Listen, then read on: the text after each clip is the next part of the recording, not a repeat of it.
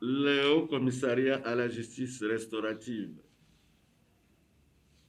à la prévention et au traitement de la délinquance juvénile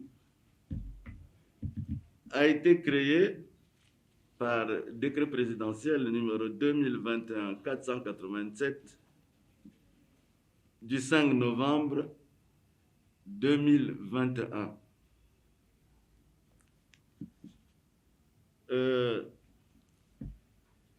Il a, selon l'article 2, la mission essentielle suivante. Le Haut Commissariat à la justice restaurative, à la prévention et au traitement de la délinquance juvénile est chargé de mettre en œuvre des procédures et mesures d'inclusion, de collaboration en vue de la prévention, du traitement et de la réparation des violences et autres formes de délinquance juvénile.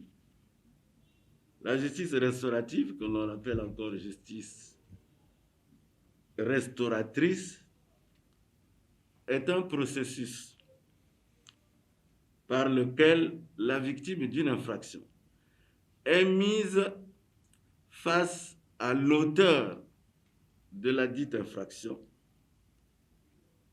en présence d'une tierce personne que l'on appelle médiateur, on l'appelle encore personne indépendante, afin de faciliter de nouveau le dialogue entre les deux parties pour le bien-être de la société. Le deuxième pan de notre Haut Commissariat, c'est naturellement la prévention et le traitement de la délinquance juvénile. Dans cette stratégie, nous devrons mettre l'accent sur le renforcement de la prise en charge des jeunes délinquants. On devrait étudier également la possibilité de répertorier, sensibiliser et prévenir les formes de délinquance juvénile. On devrait également renforcer la prise en charge des jeunes délinquants. Mobiliser la cellule familiale, soutenir et rétablir la parentalité et les liens familiaux. Il faut dire ici que l'une des grandes causes de la débâcle de la jeunesse dite délinquante, il y a à la limite l'abandon pour multiples raisons de la gestion sociale des enfants par les parents. Il faudrait réfléchir sur tout cela. Mettre en œuvre des actions d'éducation, de formation et d'accompagnement social complémentaires à l'exécution des peines.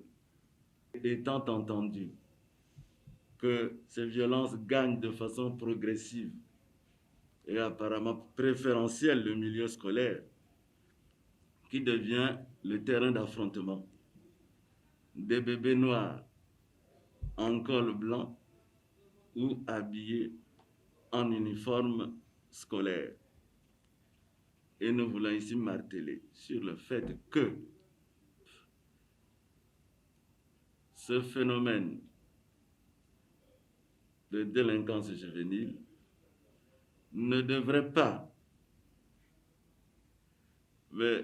jeter aux oubliettes. Il faut qu'on en parle, même si j'avoue que les solutions sont extrêmement difficiles, mais il faut que l'on prenne conscience que ce phénomène existe. Et il faut qu'on se batte, qu'on réfléchisse, qu'on tente de creuser le roc pour apporter quelques solutions.